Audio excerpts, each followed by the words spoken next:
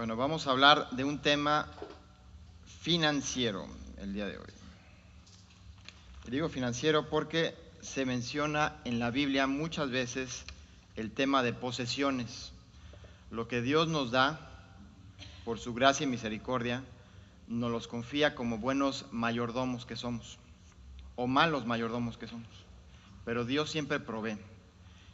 Y en la medida que Él provee, también espera que nosotros, como dicen comúnmente, salpiquemos, que seamos de bendición a otras personas. No se trata de ser simplemente un canal receptor.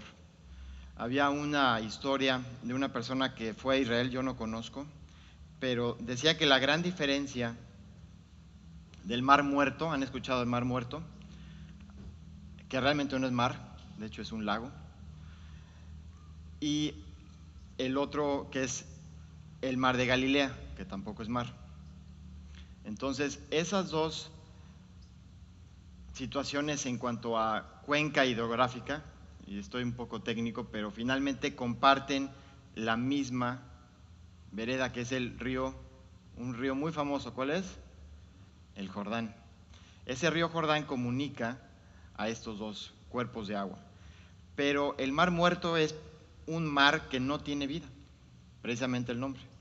De ahí, curiosamente, sacan muchos minerales para cosméticos y demás cosas, ¿no? Porque tiene sales y tiene una serie de elementos propios de ese entorno.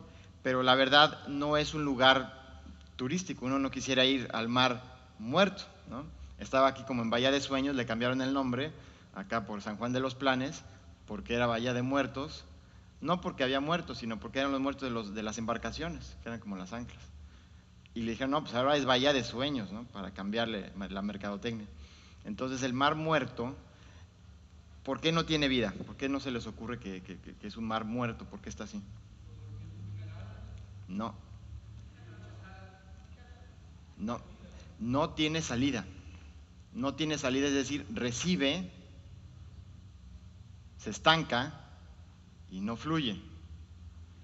El Mar de Galilea es también alimentado por el Jordán, pero pasa, también hay una salida, ¿no?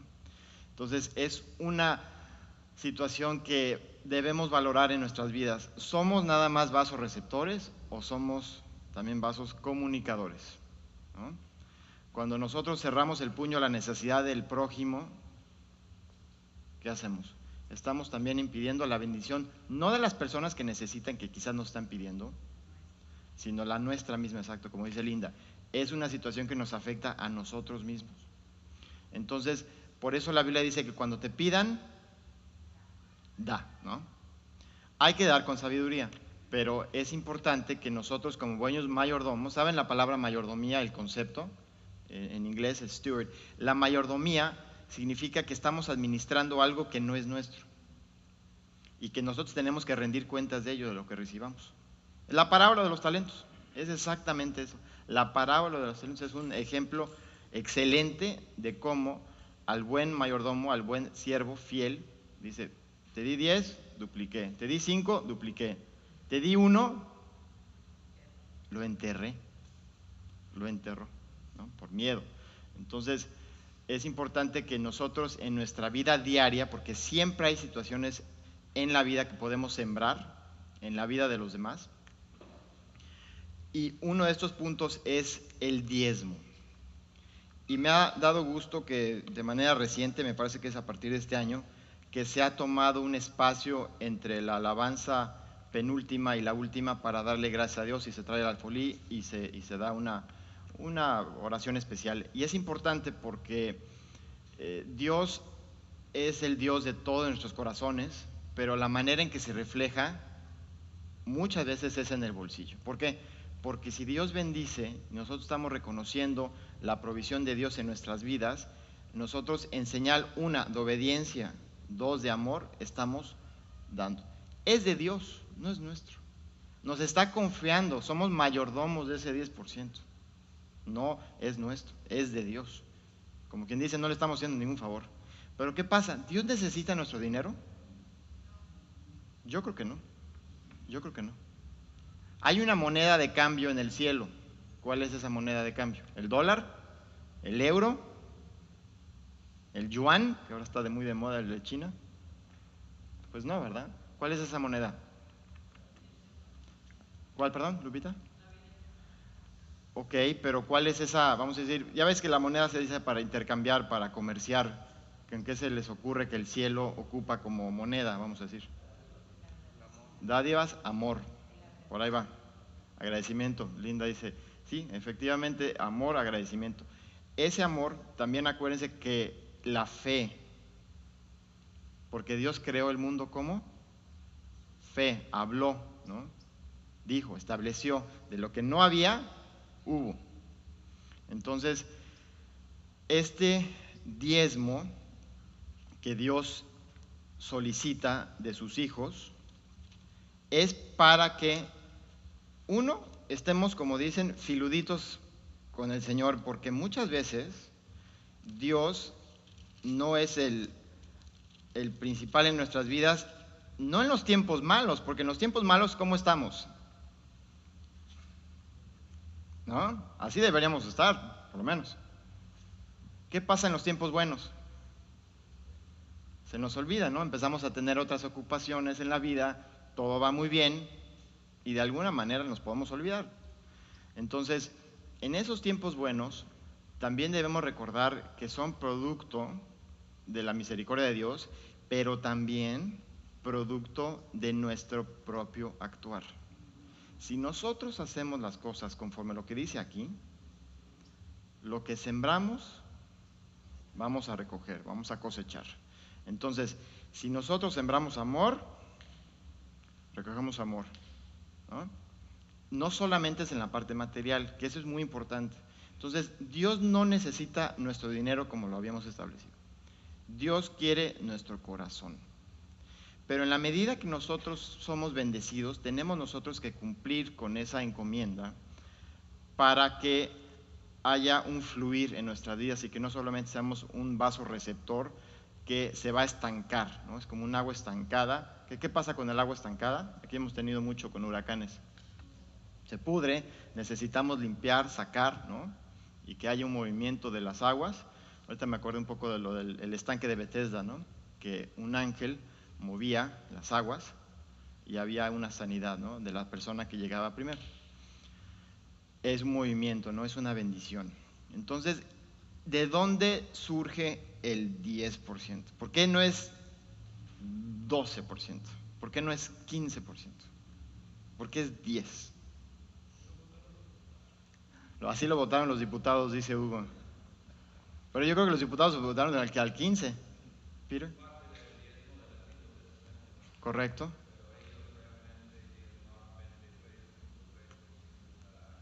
Ok, que tenían una mayor repartición conforme a la ley, ¿no? Pero nos vamos a ir antes de la ley. Peter nos estaba compartiendo que había un porcentaje inclusive mayor de 23.3%, porque incluían el tema de ofrenda, que también vamos a explicar, porque la idea de esta escuela dominical es que nosotros nos llevemos en nuestras mentes la división que existe entre el concepto de diezmo, que como su nombre lo indica es 10%, y el concepto de ofrenda, que no es lo mismo. Es importante que lo sepamos.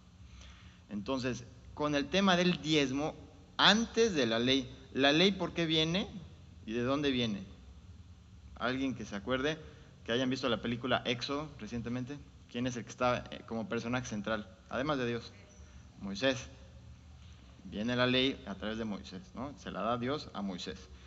Pero nos vamos a la época de Abraham, el padre de la fe. Nosotros somos hijos adoptivos de Abraham, ¿no? Por la fe.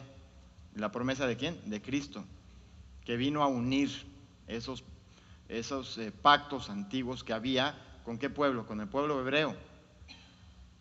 De hecho, había un pacto en la sangre y en el cuerpo, que era la circuncisión de los varones. Abraham se circuncidó a los 99 años, en la misma fecha que su hijo Ismael. Entonces, eso era parte del pacto, era la señal del pacto.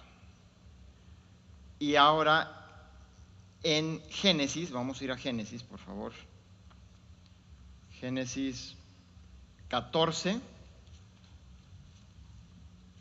18 al 19. Cuando nos preguntan por qué 10, ya vamos a saber por qué 10 y por qué no 12. Entonces, ¿ya estamos todos? 14, 18, 19. Les voy a dar un contexto en este pasaje. ¿Se acuerdan del sobrino de Abraham? ¿Cómo se llamaba? Lot, ¿no? Y Lot le dio muchos problemas o muchas satisfacciones a Abraham. Le dieron problemas, ¿no? Pero también viene, curiosamente, uno de los problemas es a raíz de la bendición de Dios, porque empiezan a crecer sus ganados y empiezan a pelear por los aguajes, por todo el tema de agua. Pero aquí estamos en un pasaje histórico. Acaba de recibir una noticia que habían, ¿no?, secuestrado a Lot, su familia, se habían llevado sus posesiones, y Abraham fue a rescatarlo, a su sobrino. Y regresa de la batalla. Regresa de la batalla victorioso. ¿No que se acuerdan de la canción de... Ay, ahorita se me fue el nombre de... Ay, ay, ay, siempre sale victorioso. Ay, ay, ay, ay, ¿no? Ana Gabriel, ¿no? Siempre sale victorioso. Donde sale la batalla, siempre sale vencedor. Ay, no me digan que no se acuerdan de la canción, por favor. Ya me van a sentir viejo. Sí, estaba como ayer en un evento, había una persona hablando así, como vamos a hablar un poquito así, como Tiro Loco McGraw, y como Tiro Loco McGraw, nadie se acordó. Nadie se acordó. Dije, ah, caray, son otras caricaturas de otras épocas, ¿no? Pero yo me sentía hasta ya más grande porque nadie se acordaba del Tiro Loco McGraw. Y cada vez que hablaba esta persona palabra, era bien chistoso como hablaba. Y el cabezorro, ¿no? Era de esa época. Entonces, con el tema de la victoria de Abraham, aquí es cuando regresa. Entonces voy a leer el 14, lo voy a leer a partir del 17. Cuando volvía de la derrota de Kedorlaomer y de los reyes que con él estaban, salió el rey de Sodoma a recibirlo al valle de Sabe, que es el valle del rey. Es decir, Abraham regresa victorioso, de había derrotado a Kedorlaomer y los reyes que con él estaban. Curiosamente, ¿quién es el que se le aparece a Abraham? Un rey de una ciudad. ¿Qué se les recuerda ese nombre de Sodoma? Sí, una ciudad perdida en pecado, dice Hugo. Efectivamente, una ciudad que recibió fuego y azufre y juicio en ese momento, ¿no? Y de hecho Lot se había asentado en las inmediaciones de Sodoma. ¿Y qué pasó? ¿No? Muchas de las acciones que se estaban ocurriendo en la ciudad, pues contagiaron ciertas actitudes de Lot, ciertas actividades. Cuando Abraham regresa, lo recibe el rey de Sodoma, pero curiosamente hasta ahí queda la intervención del rey de Sodoma en esta parte. Sale el rey de Sodoma a recibirlo. Ya, punto seguido, el 18. A ver, lo vamos a leer todos. Entonces, Melquisedec, a ver, no los escucho. Entonces, Melquisedec, rey de Salem, rey de paz, sacerdote del Dios Altísimo, sacó pan y vino. Y él bendijo diciendo: bendito sea Abraham del Dios Altísimo, creador de los cielos y la tierra, y bendito sea el Dios Altísimo que entregó tus enemigos, los de Abraham, en tu mano. Y le dio a Abraham los que... A ver, otra vez no los escuche. Le dio a Abraham el qué? Los diezmos de todo. De ahí viene el 10. De ahí viene el 10. Por eso no es 12, por eso no es 13. De ahí viene el 10. Ahora, este rey, al hacer el estudio, resulta que no hay una genealogía de este rey. De repente aparece un rey. Y Abraham, que era una persona de cierto nivel en esa sociedad, recibe la bendición de este sacerdote. ¿Y quién le da a quién qué? ¿De quién recibe? ¿Quién recibe, quién da? A ver, ¿quién recibe los diezmos y quién da los diezmos?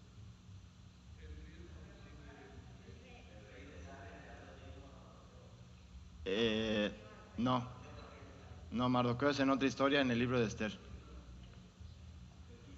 Melquisedec, exacto. Entonces, a ver, aquí hay otra opinión de Hugo. ¿Es quién a quién? Correcto, ¿no? ¿Por qué? Porque Melquisedec era sacerdote de quién. Entonces reconoce a Abraham, ¿no?, una autoridad espiritual en el rey de Salem. Salem significa tanto justicia como paz. De ahí viene el nombre de Jerusalén, Shalom, y el nombre de Salomón. Son de esa misma raíz. Paz. ¿Qué pasó en la época de Salomón de 40 años de reinado? ¿Tuvieron guerras? No tuvieron guerras en 40 años. Dios aisló ese periodo de la historia de los enemigos de David para con su hijo. Y Salomón fue un rey de paz.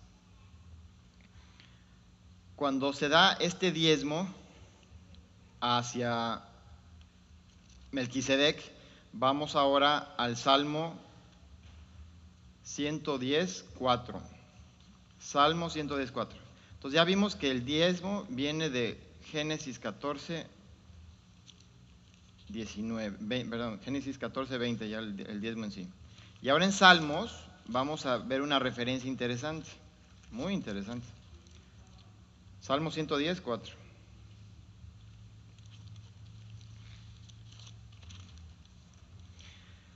Este es un salmo que habla de Jesucristo.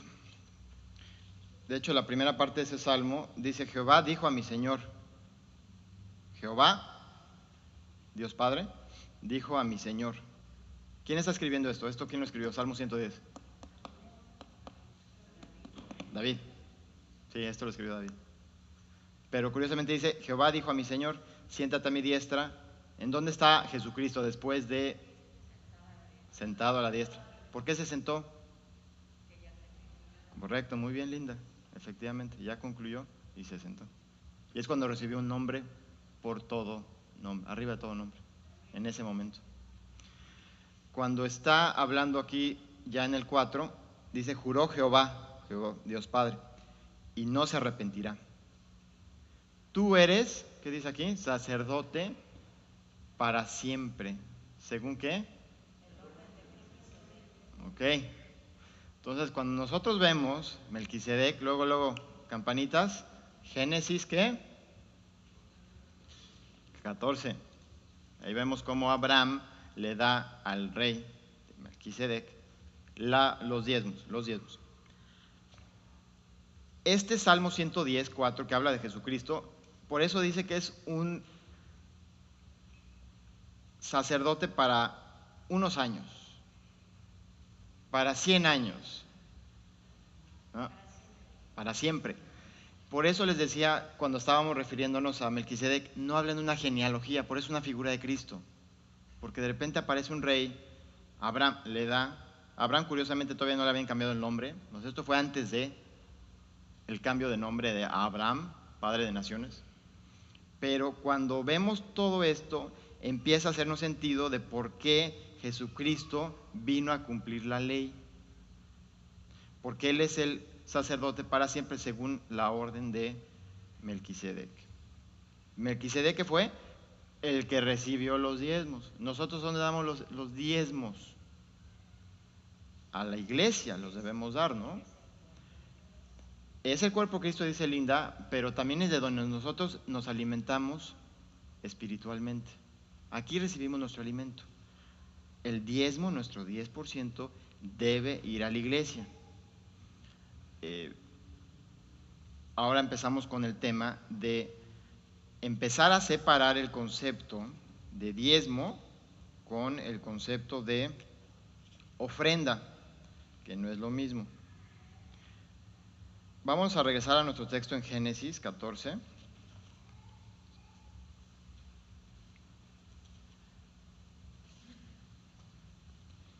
Y curiosamente, después de que le da Abraham a Melquisedec los diezmos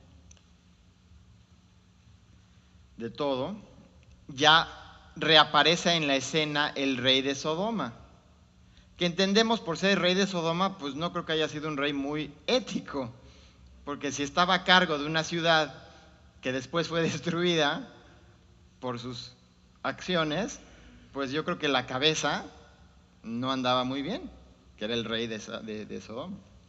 Entonces le dice el rey de Sodoma a Abraham, sin H todavía, Abraham: dame las personas y toma para ti los bienes. Y respondió Abraham, estoy en el 22, y respondió Abraham al rey de Sodoma: he alzado mi mano a Jehová Dios Altísimo, creador de los cielos y la tierra, que desde un hilo hasta una correa de calzado, nada tomaré de todo lo que es tuyo, para que no digas, yo enriquecí a Abraham, excepto solamente lo que comieron los jóvenes y la parte de los varones que fueron conmigo, Aner, Escol y Mamre, los cuales tomaron su parte. Entonces es muy importante que veamos cómo Abraham inmediatamente reconoce la fuente de su bendición como viniendo exclusivamente de Dios. De Dios. Nosotros cuando recibimos bendición de Dios, así lo tenemos que reconocer. Porque cuando nosotros empezamos a desviar la atención en nuestras vidas de Dios respecto a alguna bendición que recibamos, nos empezamos a ir un poquito más lejos del concepto que Dios tiene respecto, por ejemplo, del diezmo y respecto del éxito financiero en nuestras vidas. Dios no está peleado con el dinero. Es muy importante que lo reconozcan. No está peleado con el dinero. En Timoteo, segunda Timoteo, Pablo le dice a Timoteo que la raíz de todos los males es el dinero. ¿Seguro? Muy bien, vienen muy filuditos el día de hoy, qué bueno que están despiertos. Entonces, es el amor al dinero, no el dinero. El dinero es un instrumento, es una medida de cambio. ¿Qué pasa cuando Jesucristo viene a la tierra en forma de hombre? Llega en un ambiente humilde, o sea, realmente en un ambiente humilde. Es lo que pasa con Elías, cuando dice, ve a Sarepta y ahí va a estar una persona riquísima que te va a suplir todas tus necesidades. Efectivamente, Emilio dice, fue a dar una viuda, y las viudas normalmente, pues es gente que la iglesia debe ver por ellas, que los huérfanos también, viudas y huérfanos, entran en esa categoría. Entonces cuando llegan, vete Elías a la casa de no, vete a la casa de una viuda, híjole. Y llega a la casa de la viuda y ni comida tienen más que para, ¿no? Y ya se iban a morir, porque ya era el último taco que se iban a aventar, y ya no iba a haber más, y se iban a morir. Entonces, ¿cómo Dios provee? Y no les faltó, por la sequía que había decretado Elías. Entonces, cuando viene Jesús, ¿quién lo está buscando desde su nacimiento para bendecirlo? ¿Quién está buscando a Jesús desde que nace? Unos reyes, unos le dicen que son magos, ¿no? En inglés me gusta más el nombre wise men, ¿no? Sabios. Gente pobretona o gente con recursos. Gente que se puede desplazar con su camello, su elefante y su caballo. Exacto, ya vienen los regalos que dice Linda. ¿Qué le regalaron a Jesucristo? A los papás, pues. Son 3 elementos. El oro. ¿Con qué creen que se desplazaron por el tema de que querían matar a Jesucristo y a todos los niños menores a Egipto? ¿Cómo se desplaza aquí la gente actualmente? Con gasolina. ¿Cuánto cuesta la gasolina? A pie. Dice Anita, a pie. A veces sí, sí nos desplazamos a pie, pero normalmente es gasolina. Y ahorita la gasolina, la premium anda creo que 14 pesos ya, ¿no? Aquí tenemos la fuente exacta, ¿no? Pero es una gasolina que ya cada vez empieza a asemejar a una gasolina en cuanto a costo, tipo Europa, tipo Estados Unidos. Ya no era la gasolina que a mí me tocó, me acuerdo, la Nova y la Extra. Y era barata, me acuerdo que era barata porque yo tenía un Marquis que todavía tengo, que era de mi abuelo. Yo estaba en la prepa y hacíamos cooperacha entre los amigos para sacar el Marquis, ponerle gasolina, pero me acuerdo que con 20,000 pesos de aquellos que eran 20 pesos de ahora, medio tanque. Era medio engañoso ese tanque, porque subía la media, pero realmente ya de ahí para allá era más de media, realmente era como un cuarto y cacho. Entonces necesitamos gasolina para desplazarnos. ¿Y cómo compramos la gasolina?